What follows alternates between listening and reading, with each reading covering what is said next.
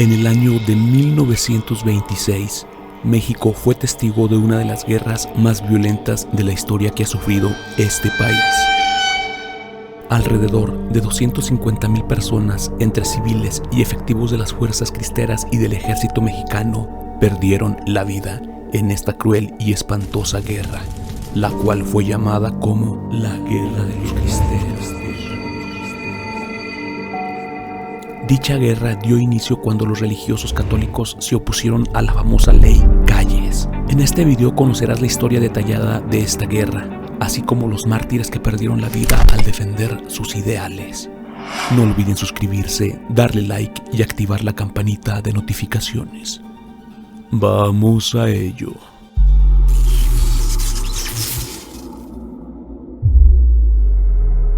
Nos encontramos en Tlaltenango, en el estado de Zacatecas, específicamente en uno de los cerros más emblemáticos, más famosos. Es muy famoso ya que aquí, en este cerro donde nos encontramos, ocurrieron algunas batallas de la famosísima Guerra de los Cristeros. Fue aquí donde cientos de personas, tanto civiles del ejército de los cristeros, tanto como del ejército mexicano, perdieron la vida. En este lugar que tiene una vista muy agradable, ocurrieron batallas donde lamentablemente perdieron la vida cientos o tal vez miles de personas. Todo comenzó un 14 de noviembre de 1920, cuando ocurrió un atentado en la antigua Basílica de Guadalupe, con la finalidad de destruir la imagen de la Virgen de Guadalupe. Sin embargo, por causas aún desconocidas, el cuadro no sufrió daño alguno, por lo que muchos indicaron que fue un milagro. Esto causó enojo en la feligresía mexicana y dio una razón para levantarse en armas. Después de un periodo poco tranquilo, durante el gobierno de Carranza y Obregón, la presión anticlerical se intensificó con la elección de Plutarco Elías Calles a la presidencia. Fue en el año de 1926 cuando el presidente Plutarco Elías Calles decidió modificar el Código Penal, en el cual esta ley se llamó la Ley Calles. En esta ley restringía a los sacerdotes católicos a que estuvieran casados, no podían usar el hábito fuera de la iglesia y además no podían existir comunidades religiosas.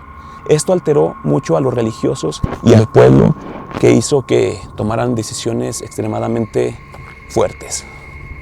Tal fue el caso de los gobernadores más radicales como Tomás Garrido Canaval, del estado de Tabasco, quien decretó normas que iban incluso más lejos, pues obligaba a los ministros de culto a ser personas con estado civil de casados para poder oficiar misas. En el estado de Chihuahua, por ejemplo, se pretendió forzar a la Iglesia Católica a operar con un número mínimo de presbiterios, y en el estado de Tamaulipas se prohibió oficiar misas a los sacerdotes extranjeros. Dada esta situación, la Iglesia comenzó a juntar 2 millones de firmas para poder tener una reforma en la Constitución. A pesar de que lograron tener estas 2 millones de firmas, el gobierno les rechazó la petición, a lo que la Iglesia Católica hizo un boicot, haciendo algunas acciones no favorables ni para México ni para el gobierno. Una de ellas fue de que dejaron de usar los vehículos, los carros, para dejar de consumir gasolinas, dejaron de comprar boletos de la Lotería Nacional y de consumir productos que el gobierno solamente vendía, además de dejar de pagar impuestos. Todas estas decisiones que la Iglesia Católica tomó hizo que la economía mexicana fuera en declive, y todo esto trajo repercusiones al país y a todos los mexicanos.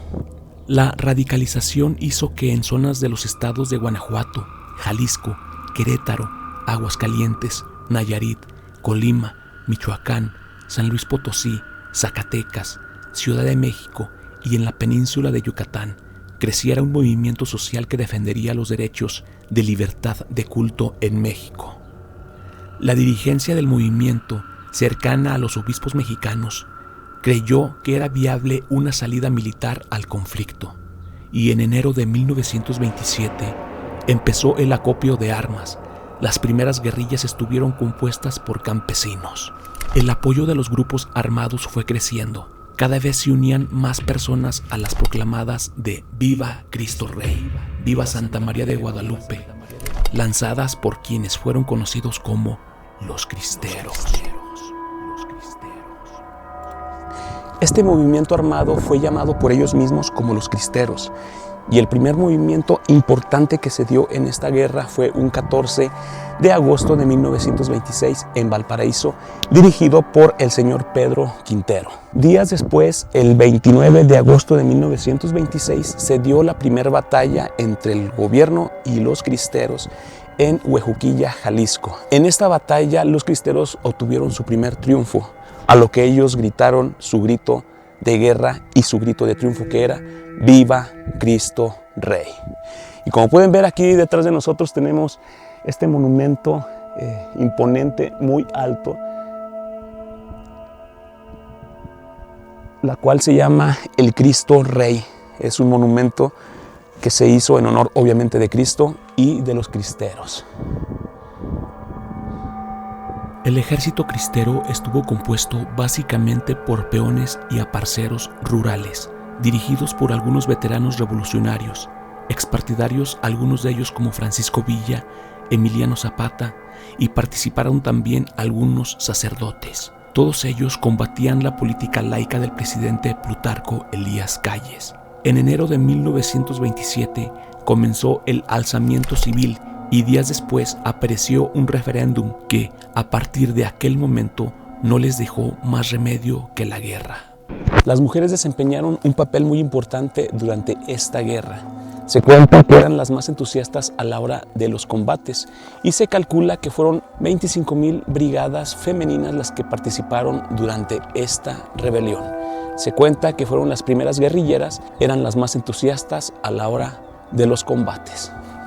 En esta guerra, que tuvo inicios en 1926 y terminó en 1929, fueron 25 sacerdotes los que fueron asesinados, entre fusilados, golpeados y ahorcados. Estos mártires fueron reconocidos como sacerdotes por el Vaticano, mismos que tienen en la entrada de este cerro una cruz en honor a su muerte. Fueron 3 años los que duró esta rebelión, de 1926 a 1929. Y durante este periodo se calcula que fueron 25 sacerdotes los que el Vaticano canonizó por haber muerto como mártires en esta guerra. Aunque se estima que fueron más el número de los sacerdotes que murieron, a estos 25 se les canonizó por el Vaticano.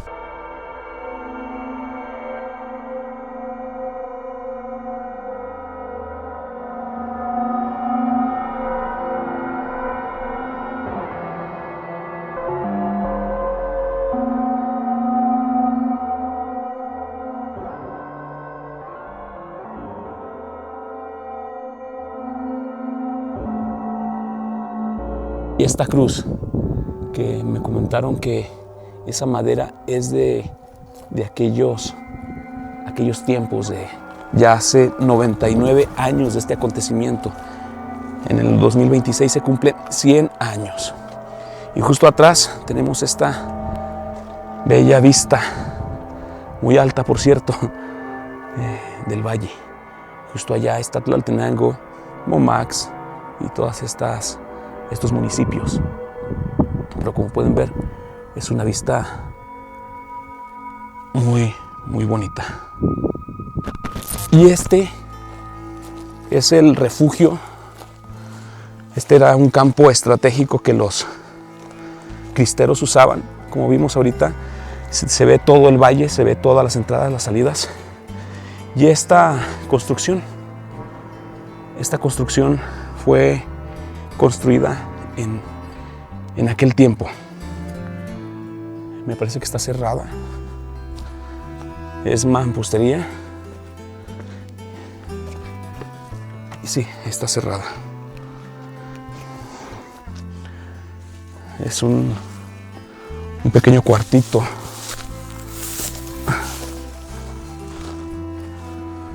De piedra.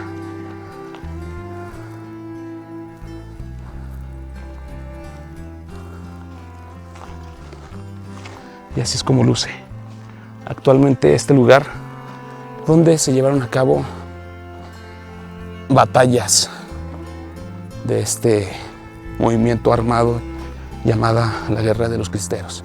En esta zona tenemos algo que pude trabajar en ello en cuanto a diseño. Aquí se pretenden hacer las misas próximamente.